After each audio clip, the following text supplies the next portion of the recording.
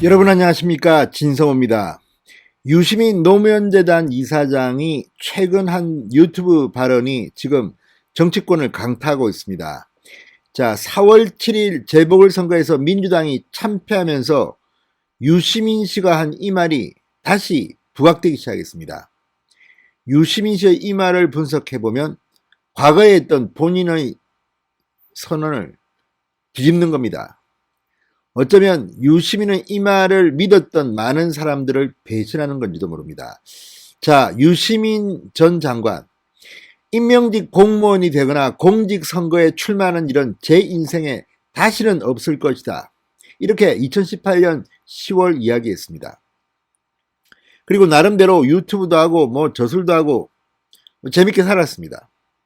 그런데 문제는 4월 7일 재보궐선거에서 민주당이 참패하면서 이낙연 전 민주당 대표가 사실상 정치적으로 위기를 맞았습니다.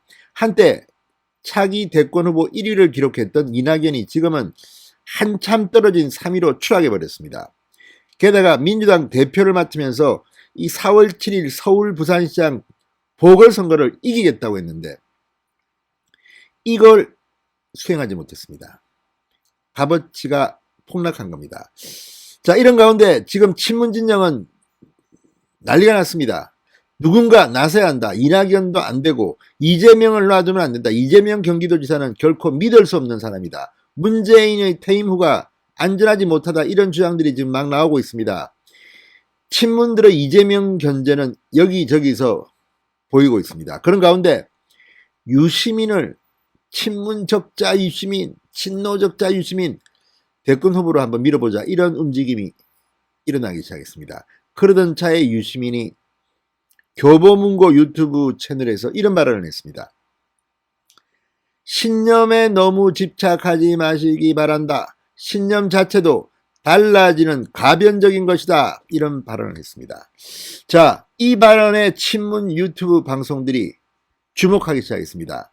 유시민 이사장이 지난달 31일 교보문고의 유튜브 채널에서 한 발언입니다. 자, 이걸 보면 참 그쪽 사람들은 말도 잘 바꿉니다. 그리고 잘 갖다 댑니다. 자, 유시민 이사장은 신념을 무조건 잘 지켜야 한다는 생각에서 벗어날 필요가 있냐는 독자의 질문에 이렇게 답변합니다. 한결같은 것을 높게 평가하는 경향이 있는데 구체적인 생각을 안 바꾸고 환갑이 지난 때까지 그대로 갖고 있으면 일관성이 있는 게 아니고 벽창호라고 답했습니다. 벽창호. 환갑이 지난 때까지 그대로 생각을 안 바꾸고 갖고 있으면 일관성이 있는 게 아니라 벽창호다. 자, 유시민 씨는 환갑이 지났습니다. 나 이제 60 넘었어. 생각 안 바꾸면 벽창호야. 생각 바꿀 수 있는 거지 뭐. 이런 취지의 발언으로 해석되기 시작했습니다. 자, 유시민 씨는 저술, TV 출연 이런 것으로 상당히 많은 수입을 올린 사람입니다. 지금 정치인 안 하겠다. 나 출마, 공직 이런 거 임명직 안 하겠다고 선언한 뒤 더 주가가 올라갔습니다. 그런데 이 유시민 씨가 갑자기 환갑이 지나도록 일관된 생각을 일관성이 있으면 일관성이 있는 게 아니라 벽창호다. 자, 생각하는 사람들 해석에 따라서는 정치 참여를 선언한 것이 아닌가 이런 추측을 하는 겁니다.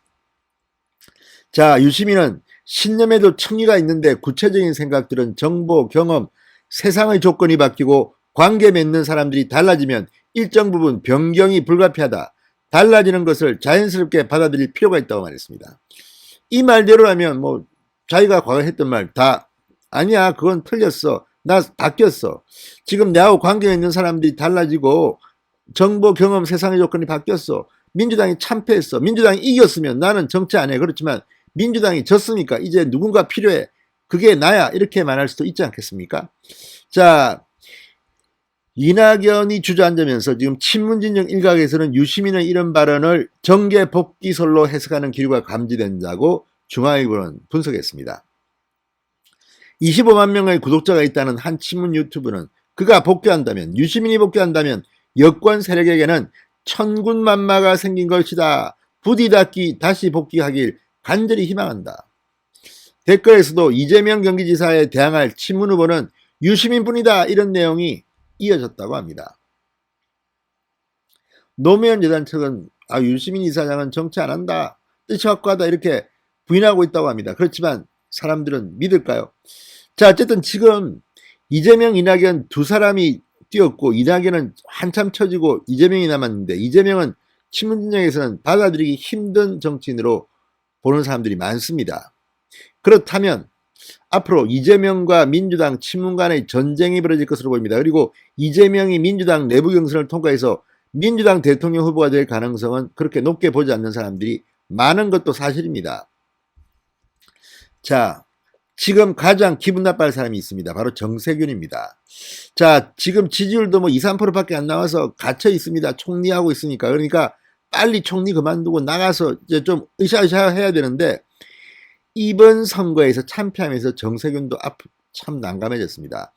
자, 이번 4.7 재보궐선거에서 이기면 짠 하고 나타나고 싶었을 겁니다. 그리고 코로나 방역이 잘 되었다면 정 총리는 코로나 총리라는 닉네임을 가지고 등장할 수 있는데, 지금 백신도 확보도 안 되고 지금 코로나 방역 상황도 아주 안 좋습니다.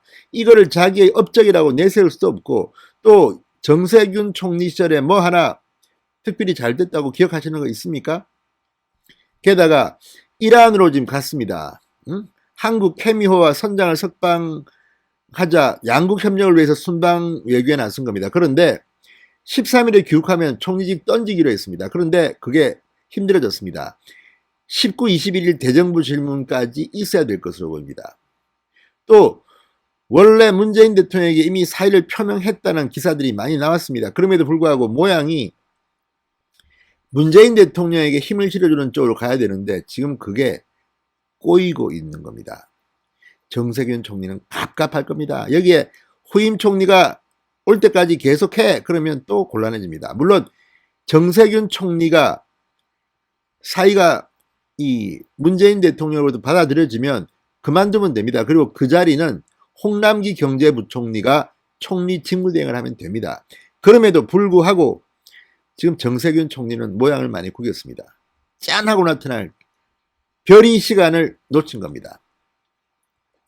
자, 어쨌든 이런 상황, 이재명은 어쨌든 기분 나쁠 거고, 유시민이 등장한다면, 유시민이 뭐 말 바꾸고 이렇게 하면 또 반문 진영에서는 또 비판이 쏟아질 겁니다. 아무튼 유시민은 그럼에도 불구하고 한때 대통령 후보 지지율에서 상당히 높게 나왔던 사람입니다. 한 2등쯤 했을 겁니다. 그리고 유명한 사람입니다. 지금 친문 진영에 뭐 이광재, 김경수 뭐 등등 이야기하지만 실제로 그렇게 국민들이 알아주지를 않습니다. 자기들만 내가 낸데 그러지. 그리고 추미애 전 장관은 이번에 이 초선들의 반란으로 완전히 맛이 가버렸다는 그런 평가가 압도적입니다. 추미애 전 장관이 대통령 후보로 나올 수 있겠습니까? 친문에 사람이 없다는 겁니다. 자, 어쨌든 유시민의 유튜브 발언, 지금 친문 진영한테는 기분 좋은 뉴스지만 반문 진영에서는 열받는 뉴스가 되고 있습니다. 아무튼 민주당 이렇게 하다가는 정말 두동강 날지도 모르겠다는 그런 생각이 듭니다. 진성호의 융단 폭격이었습니다. 여러분 감사합니다.